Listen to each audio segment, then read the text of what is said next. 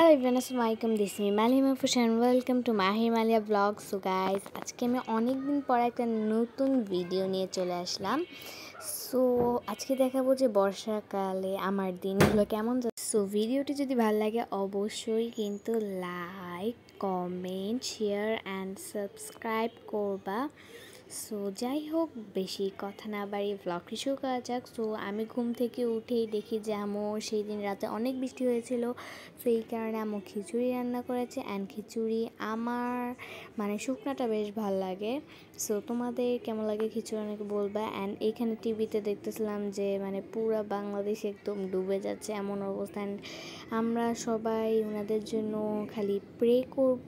And যে যেভাবে পারি বন্যাক্তদের জন্য আমরা সাহায্য করব, যেমনি আমরাও যতটুকু পারছি ততটুকু দিয়েছি বন্যাক্তদের জন্য। অ্যান্ড তারপর দেখি কি আবার বৃষ্টি পড়া শুরু হয়ে গেছে। অ্যান্ড আমার তো বৃষ্টি অনেক ভালো লাগে, বাট আমার মনে হয় কি এই বন্যার সময় বৃষ্টিটা না হইলেই ভালো আর কি, যাতে পানিটা শুকায় যায়। অ্যান্ড ভারত যে আমাদের সাথে এইরকম একটা বিশ্বাসঘাতকতা করবে আমি জীবনেও ভাবি নাই, বাদগুলা আহারে।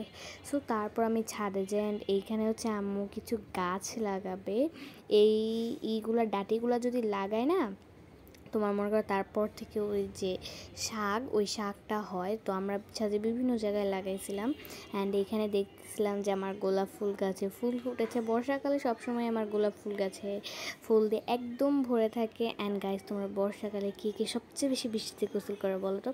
আমি সবসময় করি না, বাট যদি শুক্রবার বৃষ্টি পড়ে তো আমাকে আর ঘরে রাখা যায় না, আমি চলে যাই ছাদে।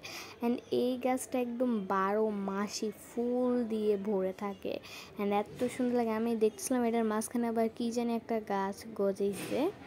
সো তারপরে এখানে আমি পেয়ারা গাছ দেখলাম। পেয়ারা গাছে খুব সুন্দর লাগতেছিলো, বাট আমাদের ফুল ফুটে না। আর যখন ফুল ফুটার সিজন ছিল, যখন ফুটছিল না, পাখি এসে সব ফুল খেয়ে ফেলছে। অ্যান্ড পুরা ছাদটা এত সুন্দর লাগতেছে। অ্যান্ড আমাদের ছাদে বিভিন্ন প্রকারের গাছ আছে। অ্যান্ড সেইগুলি এখন ফুল দিচ্ছে, ফল দিচ্ছে, যেটা দেখতে অনেক ভালো লাগতেছে। সবাই কিন্তু মাশাআল্লাহ বলবা। সো এখানে আমি দেখতেছিলাম। অ্যান্ড যারা যারা আমাদের ছাদের পুরো ডিটেলস একটা ব্লগ চাও, তারা কমেন্ট করতে পারো, আমি নতুন করে দিতে পারি। তাছাড়াও আমি আমার একদম প্রথম ব্লগটাই ছাদ থেকে শুরু করেছিলাম। সো এই ছাদে আমার অনেক স্মৃতি আছে।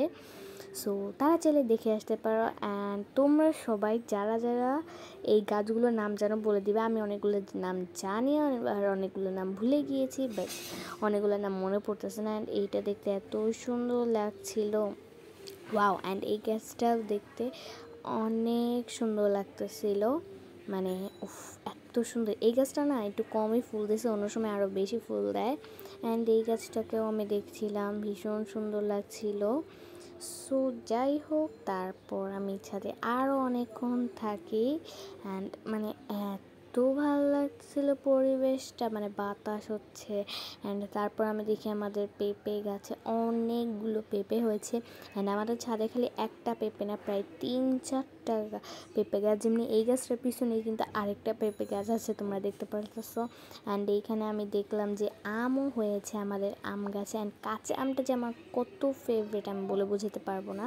অ্যান্ড এইখানে আমি গাছ লাগাচ্ছিলাম। এইরকম করে যদি মাটিতে লাগানো দেওয়া যায় না, এটা আস্তে আস্তে বড় হইতে, এটা আমার এই মুহূর্তে মনে পড়তেছে না, এটা মেবি শাক, কোনো একটা শাকের তো এই ডাটিটা গজায় তোমার মনে করো অনেক ফল দিবে।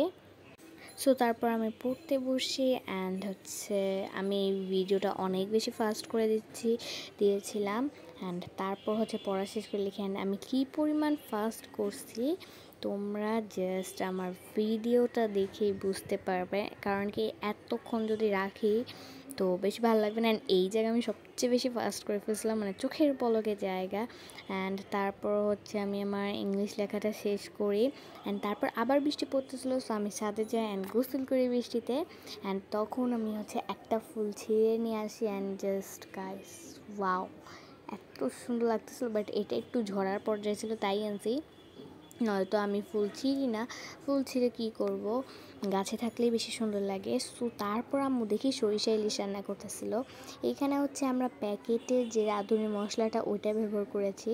সো এইখানে ওদের যে সরিষা গুঁড়াটা, সেটা 1 ঘন্টা এরকম পানিতে ভিজিয়ে রাখা লাগে।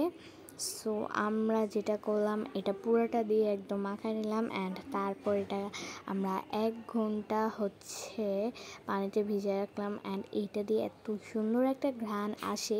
বাট আমি মনে করি এটার চেয়ে বেশি যারা হচ্ছে তোমার একদম কাঁচা মানে সরিষাটাকে বেটে যারা রান্না করে তাদেরটা হচ্ছে সবচেয়ে বেস্ট হয়, ওটার চেয়ে মজা মানে ওটার কাছে এটা কিছুই না। সো তারপর হচ্ছে আম্মু এখানে হচ্ছে সব পেঁয়াজগুলা ভালো করে ভেজে নিচ্ছিল। এখানে আম্মু সব পেঁয়াজ দিবে না, এখান থেকে হচ্ছে কিছু পেঁয়াজ উঠিয়ে রাখবে। সো তারপর এরকম ভাজা করে এটা যে আরেকটা মশলা ছিল ওই মশলাটা হচ্ছে আম্মু দিয়ে দিচ্ছে, এটা 2টা প্যাকেট থাকে। সো ওই মশলাটা দিয়ে ভালো করে আম্মু হচ্ছে মাখায় নিচ্ছিল অ্যান্ড এই মশলাটা দেওয়ার পর ফ্লেভারটা এত সুন্দর লাগে, just wow wow wow and wow. So তারপর এখানে হচ্ছে আম্মু মরিচ দিয়েছিল, এখানে হচ্ছে মরিচ দিয়ে ভালো করে আম্মু হচ্ছে আরও 1 থেকে 2 মিনিট এটাকে কষায় নিয়ে তারপর হচ্ছে প্রত্যেকটা ইলিশ মাছ দিয়ে দেয়। অ্যান্ড কার কার ইলিশ মাছ পছন্দ বলো? আমার তো অনেক বেশি পছন্দ। অ্যান্ড এটা হচ্ছে দেওয়ার পরে আম্মু একটু পানিও দিয়ে দেয় যাতে একটু ঝোল থাকে, মানে এটা খুব বেশি ঝোল না, খালি হালকা একটু ঝোল থাকে। অ্যান্ড তার কিছুক্ষণ পরে এটার ভিতরে হচ্ছে আম্মু যে আমাদের সরিষা পেস্টটা ছিল সেটা দিয়ে দেয় অ্যান্ড এটা দেওয়ার পর ফ্লেভারটা আরও বেশি সুন্দর লাগে। বাট এটা না হলুদ কালারটা হয় নাই বিকজ অফ এটা প্যাকেটের মশলা। বাট মানে আমি যেটা বললাম যে একদম মানে সরিষাটাকে বেটে যেটা রান্না করবো ওটার হলুদটা এত বেশি হয়। এটাও কিন্তু অনেক মজা হয়েছিল গাইজ, এটা যে খারাপ হয়েছিল তা না, বাট এটার চেয়ে বেশি ওটা বেশি মজা। অ্যান্ড তারপর এখানে উপরে দিয়ে হচ্ছে আম্মু বেরেস্তা দিয়ে দিল। অ্যান্ড বেরেস্তাটা কার কার পছন্দ ভুলবা, কিন্তু আমার কিন্তু বেরেস্তা খুব ভালো লাগে। অ্যান্ড বেরেস্তা দেওয়ার পর ফ্লেভারটা আরও বেশি সুন্দর আসলে। অ্যান্ড তারপর কিছুক্ষণ রান্না করি, আম্মু ইলিশ মাছ রান্না করা শেষ অ্যান্ড জাস্ট ইয়ামি, অনেক ইয়ামি লাগতেছিল। অ্যান্ড সবসময় একই রকম করে ইলিশ মাছ খাওয়া হচ্ছে, এইরকম যদি একটু সহজেই রান্না করা যায় অনেক ভালো লাগে গাইজ। অ্যান্ড আজকের ভিডিওটি এ পর্যন্তই, যদি ভালো লাগে অবশ্যই কিন্তু like comment share and subscribe করবে। আর আমার ভিডিওগুলো কেমন লাগে সব মানে তোমার কিন্তু অবশ্যই কমেন্টে বলবে গাইজ। অ্যান্ড এই তো টাটা।